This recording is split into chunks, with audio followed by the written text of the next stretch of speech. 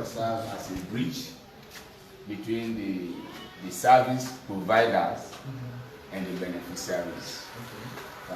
And the in charge are the service providers and the beneficiaries. Maybe you can meet some conflict between the in charge and the committee people. You are there to link them together, to bring them together to solve that problem. These are some of the major roles of the parliament. So that is why we said facilitating dialogue between the communities and the health facilities. So what's another thing again we left out? Well, this also go tell the type of say, Ariga will not go do confrontation. Go away or approach. And when we go back, you meet a doctor and in charge of the power, for disturber. You get for left hand, after we don't do that, you get like a major. But don't go meet up with the bank quickly. You go ahead and say, I don't come now for Ariga, I want to do something. So you never allow them to do the first. After which now, yes. To ask the point here, as a paralegal, one of our responsibility again is this. We are responsible to create a relationship building between the beneficiaries, the service provider, and also the stakeholders within the communities. Because this is the key work we are doing. Whatsoever problem, if we are looking out now for a problem, like we are talking about community problems, paralegal is responsible to compass those FMCs, the health providers, to come together to solve a problem, but without the awareness raising as an entry point from the paralegal, those people cannot work effectively, and the efficiencies of the health care facility will not prevail. So that would be one of the responsibilities of the paralegal, to create awareness raising within the community by creating relationship building first. I think that is a very good one. Yeah. Another one way I could talk about now concerning about the solution and grievances between the community people then and the staff then and the PHU then. You as paralegal, you don't go visit a PHU, then you don't go meet like the community people there and the in charge. Get small issue. You know, just get for go. Say no, you did not, you don't get right, or the community people that will not for do so. For call the two people there together, the community people there and the staff there, when you don't listen at the PHU, you ask them what you can with this, something where very small, where don't make, they don't get that kind of grudge for themselves. So you as paralegal, you also get to serve as a peacemaker between the community people there and I love that. So that just what you sister say, the role of paralegal is more like problem solving.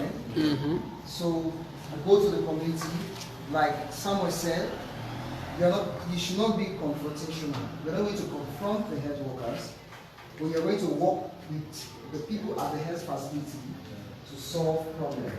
And just what your sister say, you are more like a peacemaker. So so the entry point begins with waiting, awareness raising. So your first two, like we said, your role is to enhance justice within the health sector. When I go down there, they go ensure within the three main areas that the health service delivery is within effective, efficient, and of quality. So to ensure that you do that, you should have knowledge on the healthcare laws. So we need to understand the laws when govern healthcare, the primary healthcare laws, where the free healthcare initiative.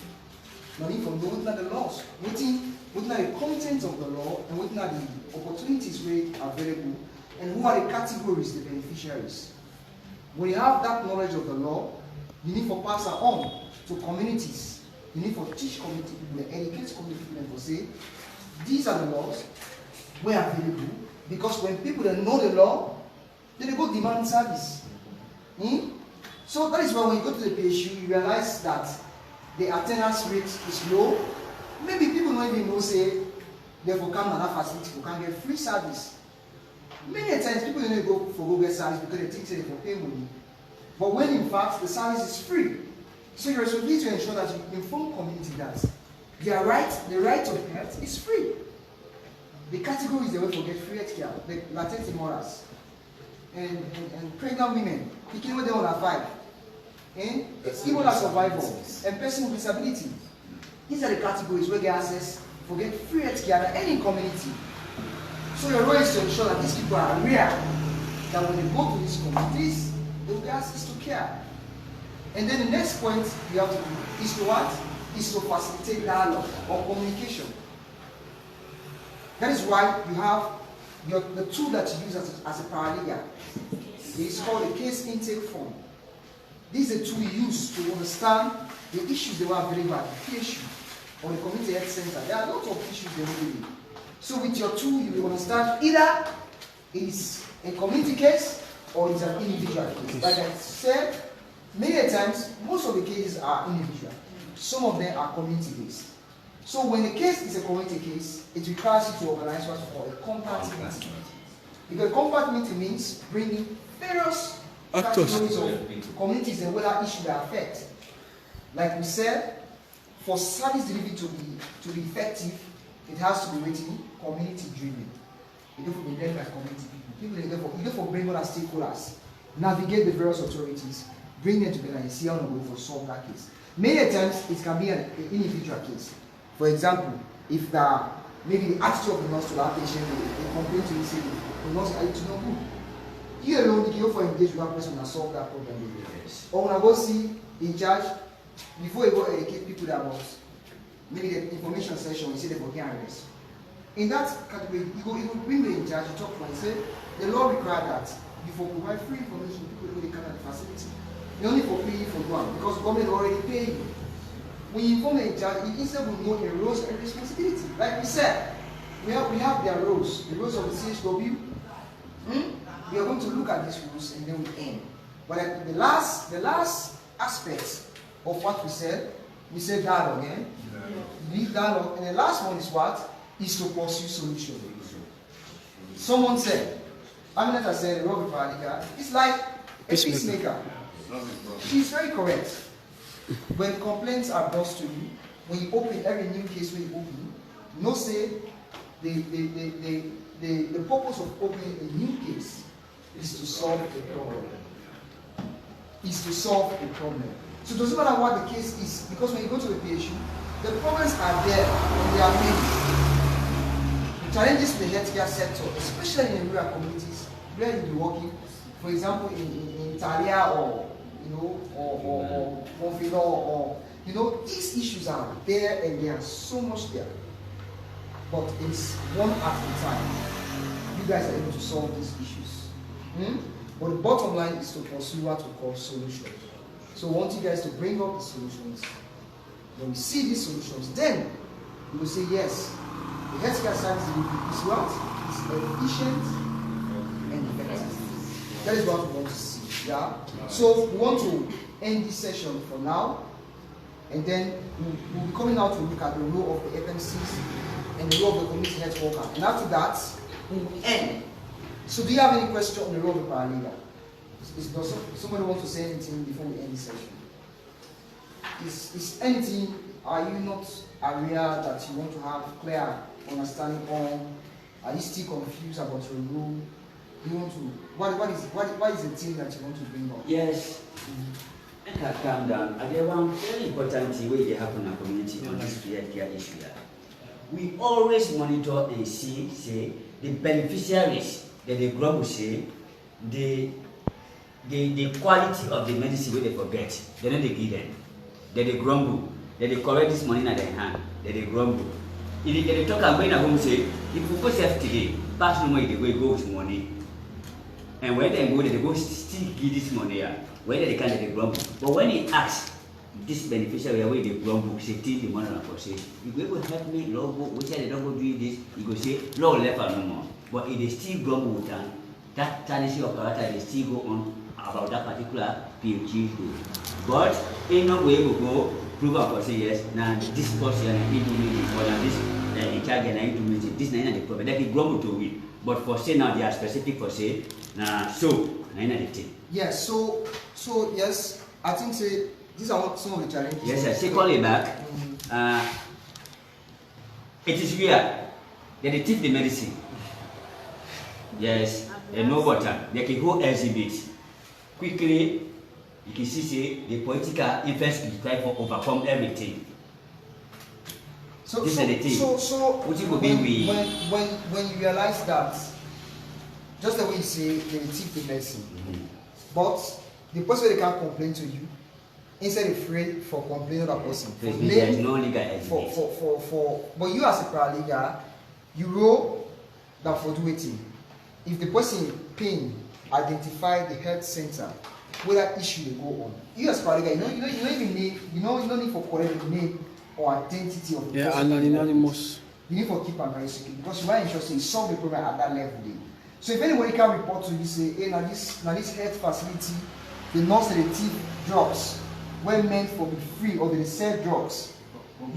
Yes, or any other thing where related for be free. You roll as paralegal, that for ensure say you engage the health facility. You know, go see that person they say so. But you go tell and say, well, I understand say government is supply drugs every month. You go please make that see the supply invoice because the DHMT, whenever the DHMT they supply drugs, they do it with invoice.